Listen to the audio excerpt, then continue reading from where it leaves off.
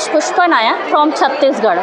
मैंने यहाँ पर प्लांट रिप्रोडक्शन और ह्यूमन रिप्रोडक्शन को अपने मॉडल के माध्यम से समझाने की कोशिश किया है यहाँ पे। तो सबसे पहले हम देखते हैं ह्यूमन रिप्रोडक्शन। ह्यूमन रिप्रोडक्शन में दो गेमिट, मेल गेमिट और फीमेल गेमिट का फॉर्मेशन होता है। फीमेल गेमिट होता है ओवम। ओवम का फॉर्मेशन इसको हम बोलते हैं ओजेनेसिस। तो ओजेनेसिस में क्या होता है, ओगोनियम जो होता है इससे प्राइमरी ओसाइट का फॉर्मेशन होता है और प्राइमरी ओसाइट जो होता है इसमें मियोसिस फर्स्ट होता है। इससे प्राइमरी पोलार बॉडी और सेकेंडरी ओसाइट बनता है। प्राइमरी पोलार बॉडी जो होता है इसमें फिर से मियोसिस सेकेंड होता है। तो मियोसिस सेकेंड से जो है 2 सेल यहाँ पर बनते हैं, इसको हम बोलते हैं सेल जो है यहाँ पर बनते हैं और इसको हम बोलते हैं सेकेंडरी पोलार बॉडी।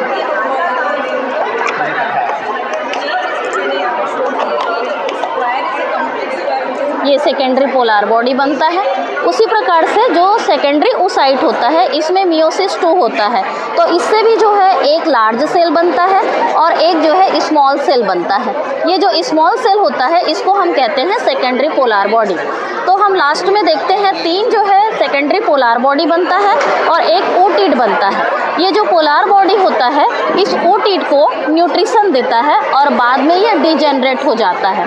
ये ओटिड जो होता है यही डेवलप होकर के ओवम का फॉर्मेशन करता है। तो इस प्रकार से oogenesis में एक ओवम बनता है। अब हम देखते हैं male gamete. Formation of male gamete mean formation of sperm process is called spermatogenesis. Spermatogenesis में क्या होता है, स्पर्मेटोगोनिया से इसमें जब माइटोटिक डिवीजन होता है तो प्राइमरी स्पर्मेटोसाइट बनता है। प्राइमरी स्पर्मेटोसाइट में जब मियोसिस फर्स्ट होता है तो सेकेंडरी स्पर्मेटोसाइट बनता है। सेकेंडरी स्पर्मेटोसाइट में जब सेल डिवीज़न होता है तो यहाँ पर स्पर्मेटिड बनते हैं। इसको मैंने यहाँ पे वर्किंग बनाया है। जैसे सेकेंडरी स्पर्मेटोसाइट है, यहाँ से ये बनेगा स्पर्मेटिड, तो ये ऐसे स्पर्मेटिड। तो यहाँ पर हम देख सकते हैं 4 जो है स्पर्मेटिड बनता है और स्पर्मेटिड जो है ये इसी में ग्रोथ होता है तो इससे बनते हैं स्पर्म। तो इसको भी हम यहाँ पर वर्किंग बता सकते हैं। इस प्रकार से स्पर्म बनता है और यहाँ पर 4 स्पर्म बनते हैं। तो स्पर्म का बनना यहाँ पर 4 स्पर्म बनता है, इसको हम स्पर्मेटोजेनेसिस कहते हैं। स्पर्म ओवम मेल गेमिट और फीमेल गेमिट बन गया। अब दोनों का फ्यूज़न होता है, इसको हम बोलते हैं फर्टिलाइजेशन। इस मॉडल की सहायता से हम स्ट्रक्चर ऑफ ओवम को बता सकते हैं। यहाँ पर ये ऊपर जो दिखाई दे रहा है ये फॉलिकल सेल्स है, कोरोना रेडिएटा, जोना पेल्यूसिडा, साइटोप्लाज्म और ये न्यूक्लियस। उसी प्रकार से इस मॉडल की सहायता से हम स्ट्रक्चर ऑफ स्पर्म को बता सकते हैं। ये है एक्रोसोम है, न्यूक्लियस है, हेड पीस है, मिडिल पीस है और ये टेल पीस है। अब यहाँ पर फर्टिलाइजेशन को हम वर्किंग यहाँ से बता सकते हैं कि स्पर्म का न्यूक्लियस जो होता है वो ओवम के न्यूक्लियस के साथ इस प्रकार से फ्यूज़ होता है। तो यहाँ पर हम देखते हैं कि स्पर्म जो होता है वो हेप्लॉइड होता है, ओवम भी हेप्लॉइड होता है। जब दोनों न्यूक्लियस मिलता है तो इसके फ्यूज़न से जाइगोट का फॉर्मेशन होता है और जाइगोट जो होता है ये 1 सेल्ड एंड डिप्लॉइड स्ट्रक्चर होता है। यहाँ पर ये जाइगोट बन गया। अब जाइगोट जो है इसमें सेल डिवीज़न स्टार्ट होता है, इसको हम क्लीवेज बोलते हैं। तो जाइगोट से 2 सेल्ड स्ट्रक्चर, फिर 4 celled structure, 8 celled structure, then 16 celled structure बनता है। ये 16 सेल्ड स्ट्रक्चर जो होता है इसको हम मोरुला बोलते हैं। ये एक सॉलिड स्ट्रक्चर होता है, बेरी लाइक स्ट्रक्चर होता है। इससे मोरुला में फिर जो है डेवलपमेंट होता है और ब्लास्टुला का फॉर्मेशन होता है। ब्लास्टुला जो होता है ये हॉलो स्ट्रक्चर होता है।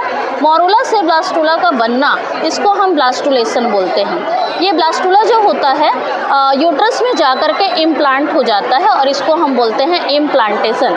तो इस प्रकार से यहाँ पर जाइगोट से जो है एम्ब्रियो का फॉर्मेशन होता है। This process is called embryogenesis. तो इन मॉडल्स की सहायता से हम ह्यूमन रिप्रोडक्शन को समझा सकते हैं। वैसे ही मैंने यहाँ पर इस मॉडल को लिया है जिसकी सहायता से हम प्लांट रिप्रोडक्शन को बता सकते हैं। There are 4 important parts of flower: calyx, corolla, androsium and gynoecium.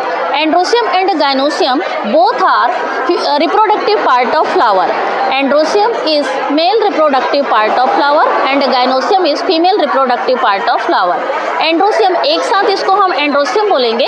अगर इसका हम एक पार्ट लेते हैं तो इसको हम बोलते हैं स्टेमेन।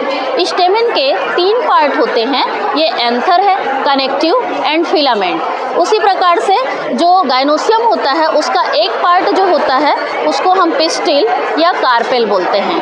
कार्पेल के 3 पार्ट्स होते हैं, ये स्टिग्मा है, देन स्टाइल, और नीचे आप देख सकते हैं ये ओवरी दिखाई दे रहा है। ओवरी के अंदर होता है एम्ब्रियो सेक। एम्ब्रियो सेक जो होता है ये 7 सेल्ड स्ट्रक्चर होता है।